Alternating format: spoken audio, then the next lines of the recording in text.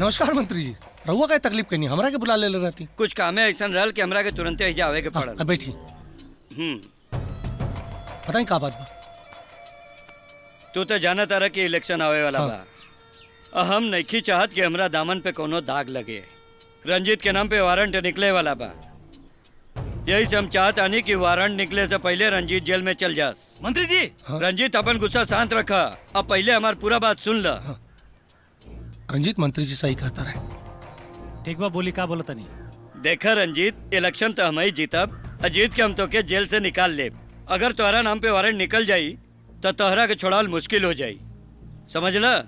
देखा तू ओके जेल मत समझा, ओके तू अपन घर समझा। उन्हें तोरा घर के पूरा सुख मिली। बाकी रंजीत, मंत्री जी ठीक कहता रहे। उनकर बात मलने में ही भलाई है। अरे हमने पार्टनर बनी, विश्वास रखा। ठीक बा भाई जी, जब रवा कहता नहीं तो हम काल ही जेल चल जाए।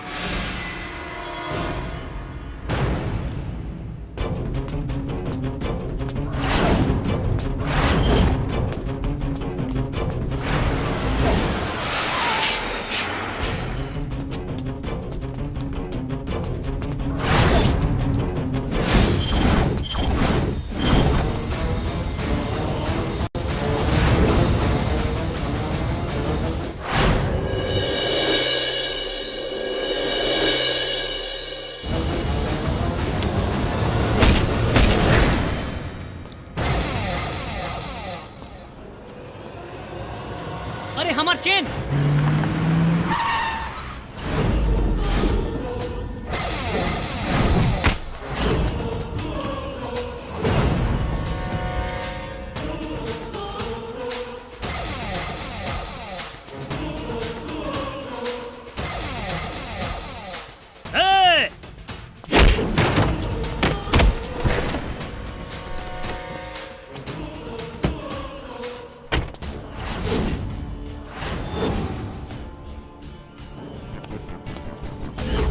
भैया बचा ली हमके। बचा ली तोहरा के? अरे बेटा, बचावे के काम भगवान के होला और मारे के काम शैतान के। और वैसे भी हम क्यों के काम में उंगली ना करेनी, लेकिन जब क्यों हमरा काम में उंगली करेला ना। ए ससुर के पुत, चल रोड पकड़ के फुट। कई दहले नु हमरा काम में उंगली। अब बेटा तोरा छाती पर बनी लात घुसा के सिल्वर जुबली।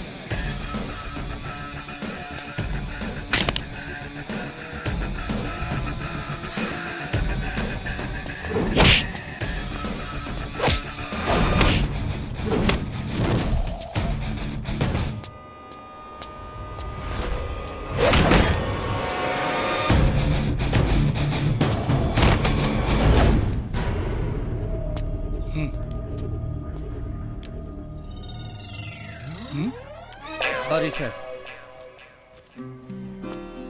धन्यवाद भैया। सुन, धन्यवाद के धंधा कहीं और जाके करिए। तोरा चलते नौकरी हाथ से निकल गई। अब कहाँ रात भर फुटपाथ पर बितावे के पड़ी। तोरा के देख के 20 साल पहले का बलदेव सिंह याद आ गई। नौकरी गए बा बाबू, जिंदगी ना। चल हमार राज कंपनी ज्वाइन कर ले और राज कर। भाई राउर आदमी सन के देख के लागता कि रवा कोनो राज कंपनी ना, शहर में कहर के भट्टी चलावे नहीं और हमरा ये सब काम नहीं करेगा। हम तो आँख के रोशनी और जिगर के जोश देखनी है। नौकरी करे खातिर ना बाबू, राज करे खातिर बनल बड़े। हम दोनों मिलके सारा दुनिया जीत ले जाई। चल ए, जी भैया, लाश के ठिकाने लगवा दिए। हो जाई। चल बाबू, आज से ते हमारा आदमी बाड़े। चल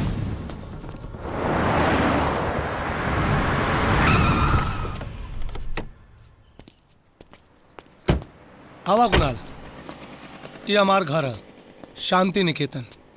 क्या बात है बड़े भाई, पूरा शहर के नींद उड़ाए वाला आदमी खुद ही स्वर्ग जैसन महल में चैन की नींद सुतेला और नाम भी का रख लेबा, शांति निकेतन। अरे हाँ, ये दोनों हमार भाई भूदेव और राजदेव। Hello hello. भूदेव। ओ कुणाल, ई घर के खास आदमी के बिना मिले ही एंट्री कराओ तड़ा।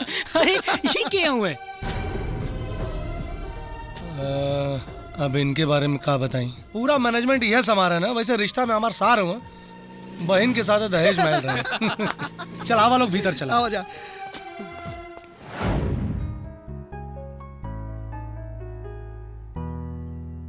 कुणाल, अरे बलदेव जी, कमाल के घर बनौले बानी।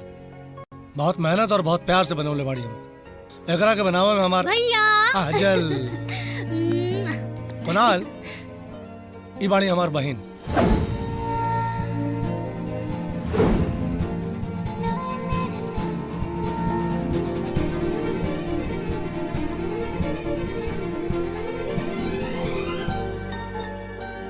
हेलो। हाय। और काजल, ये हुआ कुणाल। ई देखा में जितना सीधा साधा लगाता रहे, बाड़े चाकू की तरह तेज। हाँ, आज से हमारे साथ यहीं काम करिए और यहीं रहिए। और कुणाल, हाँ एक मिनट। हेलो, हाँ कहाँ बड़ा तू? अब कुणाल, हाँ, नाइस टू मीट यू। सेम हियर। तो कैसन लागल है हमार घर? बहुत खूबसूरत बा। एक्चुअली रउआ आवे के पहले हम बलदेव जी से यही कहत रही, बहुत कमाल के घर बनौले बानी वहाँ के। और हम आई मीन रवा, कुछ चाय कॉफी? कॉफी चली। ओके, हम लावतानी। ठीक। राउर तो बातें अलग बा इंस्पेक्टर साहब। रउआ ना रहती तो इतना बड़ा जमीन हमरा हाथे कबो ना लागी। तोहर हाथे तो जमीन लग गई बा, हमारा हाथ के खुजली कब मिटी? वो जल्दी लावा और हमारा हाथ के खुजली मिटावा। राउर हाथ के खुजली मिटावे के दवाई हमरा लगे बा इंस्पेक्टर साहब, इस अच्छा, ले सूटकेस ला। में बा। और हमरा लायक कोनो काम हुई तो बताइए। हा बिल्कुल इंस्पेक्टर साहब, जैसे हमरा लगे कोनो काम आई रउआ के जरूर याद करब। ठीक बा। ओके। सर, ये पैसा के का करी? देख अजय, ये पैसा काहे खातिर बा मालूम बता रहा? एकरा के कोनो अनाथ आश्रम में दान कई दे, ओकनी के भला हो जाए। जी सर। चल गाड़ी में बैठ। अरे ना, ऐसा ना हो सकेला। अरे ना भैया, बुद्धेव भाई ऐसा कैसे हो सकेला? अरे बहुत भी कुछ भी बोलेला है। भैया भैया, का भाई? वो भट्ठा वाला जमीन पर काली कब्जा करल बा। का बकवास करते हो हरामखोर? बकवास ना भैया, सच कहता नहीं। हाँ, गुस्सा ना होकर के, गुस्सा ना। कुणाल, जी भैया। भूदेव के लेके जा और जाके काली के समझावा कि बलदेव की जमीन पर नजर उठावला का मतलब का होला। मौत के लहर में डुबकी लगावल। जा जा बाबू, जा। चलो कुणाल। चलो।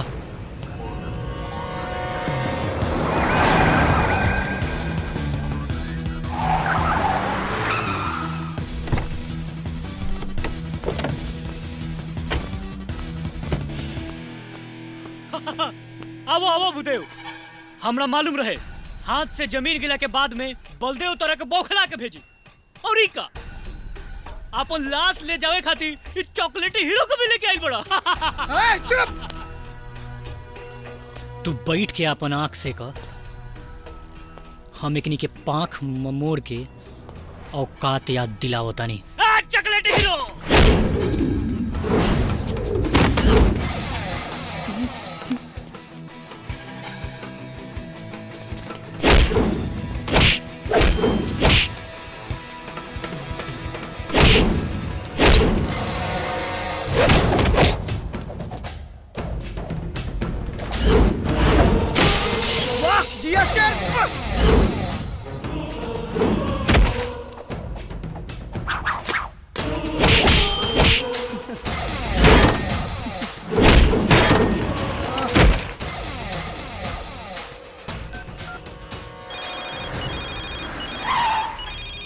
हेलो। अरे इंस्पेक्टर साहब, ये बलदेव के आदमी आके जब तांडव करता, ये जल्दी से आ जाइए जा, हमरा के बचा ली। हम तोरा से जमीन दिलावे के पैसा ले ले बानी, तोर जान बचावे के नहीं। अरे तो जाने बचा ली, हम ओकरो कीमत दे देब रहुआ के। इंसान के जान के कोनो कीमत ना होखेला काली, और जौन काम के दाम ना होखे ओकरा करे के का मतलब। ओए, भाग, भाग। सर रउआ जैसन सोचे वाला ऑफिसर हम अपना लाइफ में पहली बार देख ले बानी, जोन गुंडन के तरह सोचेला और ओकरे गोली से ओकर सफाया कर देवेला। हम गुंडा है आज के, काम करीला भलाई वाला समाज के, कब कभी धैले वाला अच्छा अच्छा लोग, नाम सुन के हमरा बजाइला बिना साज बाज के। कमीना।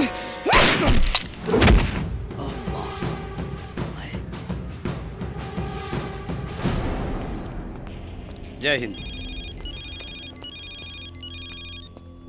हेलो सर, मैं करमचंद बोल रहा हूँ। बोलो करमचंद। सर यहाँ काली का मर्डर हो गया है सर। हमरा के मालूम बा। जी सर। तो सर हमारे लिए क्या आदेश है सर, हम क्या करें सर? हाँ, तोहनी के खातिर एगो काम बा, तोहनी के भूदे और कुणाल पे नजर रखे के पड़ी। ओके सर, हम कुणाल और भूदेव पर नजर रखते हैं सर। ओके सर, ओके। ठीक है सर, मैं जा रही हूँ कुणाल और भूदेव पर नजर रखने। रुक, हट। कुणाल और भूदेव पर नजर रखिए। नजर रखा नहीं, तुम सिर्फ मेरे ऊपर नजर रखो, मेरी नजर उधर रखने के लिए काफी है। ओके? क्या सर, जब देखो तब मुझे डांटा करते हाय हो। हाय, अरे नजर लागी राजा तोरे बंगले में। आ जाओ, फॉलो मी।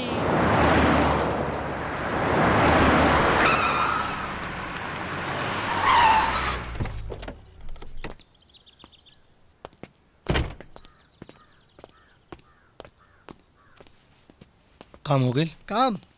काम तो कुणाल ऐसन कैले बा कि रउआ लाइव देखले रहती तो मजा आ गेल रही। ऐसन लगत रहे कि कोनो सिनेमा हॉल में बैठ के हम फिल्म देखत रहनी। जौना फिल्म की ते बात करत आ रहे ना, हाँ, वो फिल्म हम बहुत पहले देख चुकल बानी। का कुणाल? जी भाई। चला, बहुत मेहनत हो गई, खाना खा लोग हैं। हाँ, चला चला।